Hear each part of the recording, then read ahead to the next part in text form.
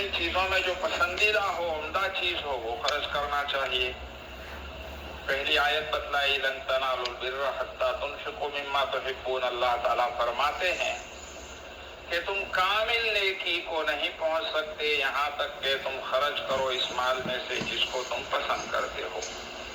یعنی جس مال سے تم کو محبت ہے اس کو جب تک تم خرچ نہیں کرو گے پوری نیکی نہیں ملے گی۔ صحابہ کرام کی یہاں اس بات کا بڑا اہتمام تھا کہ وہ اپنے محبوب چیز کو اللہ کے راستے میں خرچ کرتے تھے۔ حضرت شیخ رحمۃ اللہ علیہ فرماتے ہیں اللہ تعالیٰ اور اس کے پاک رسول کے ارشاد پر عمل کرنا انہی حضرات کا کام تھا۔ یہی وہ لوگ تھے جن کو اللہ نے اپنے محبوب نبی کریم صلی اللہ علیہ وسلم کی صحبت اور خدمت کے لیے چن لیا تھا۔ حضرت ابو طلحہ کا واقعات اور روایات میں آ رہا ہے، ان کے علاوہ اور بھی صحابہ کے واقعات کتابوں میں لکھے ہیں۔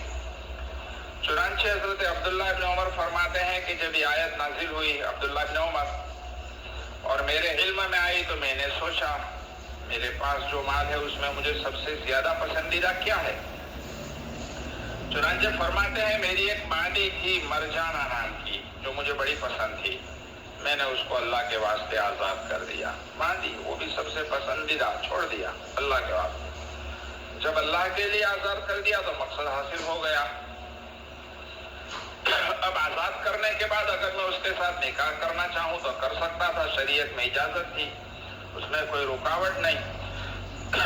لیکن اس میں یہ ہوتا کہ ایک چیز کو میں نے اللہ کے لیے اپنی ملکیت سے نکال دیا اور صورتاً اس کو دوبارہ اپنے پاس لانا چاہتا ہوں، اور یہ نوبت نہ آئی، اس لیے میں نے اس باندی کا نکاح بھی نہیں کیا اپنے ساتھ بلکہ اپنے غلام کے ساتھ کر دیا۔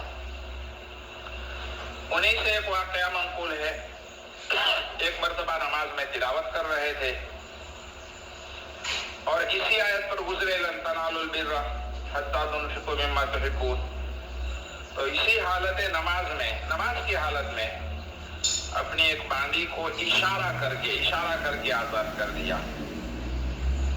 یعنی صحابہ چاہتے تھے کہ جو آیت بھی قرآن کی اترے پہلے عمل کرے۔ حضرت عمر رضی اللہ تعالیٰ عنہ کے متعلق بھی لکھا کہ انہوں نے اپنے خلافت کے زمانے میں ابو موسیٰ اشعری کو خط لکھا کہ جلولہ کی باندیوں میں سے کوئی اچھی باندی خرید کر میرے لیے بھیجو۔ چنانچہ حضرت ابو موسیٰ اشعری نے ایک بہت حسین اور قیمتی باندی خرید کر حضرت عمر کے لیے بھیجی۔ جب وہ آپ کے پاس پہنچی تو آپ نے اس کو اپنے قریب بلایا اور یہ آیت پڑھی لن تنالوا البر حتی تنفقوا مما تحبون، اور اس کو آزاد کر دیا۔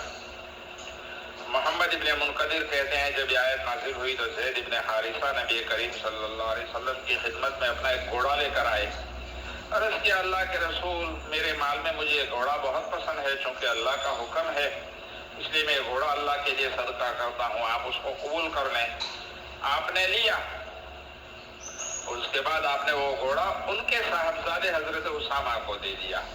ضرورت ہوگی تو اللہ کے واسطے اپنے ان کے بیٹے کو دے دیا۔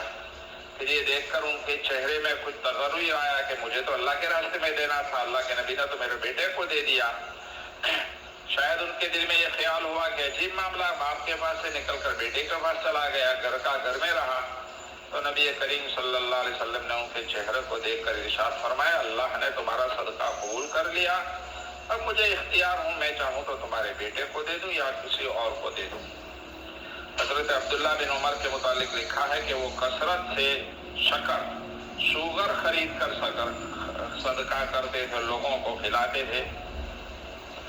ایک مرتبہ ان کے غلام نے کہا آپ شکر کے بجائے کھانا دیں تو زیادہ فائدہ ہوگا، تو انہوں نے فرمایا تیری بات تو صحیح ہے، لیکن قرآن میں تو اللہ نے فرمایا کہ پسندیدہ مال کو خرچ کرو، اور مجھے شکر بہت پسند ہے، اس لیے میں نے شکر خرید کر دیتا ہوں تاکہ پوری نیکی ملی۔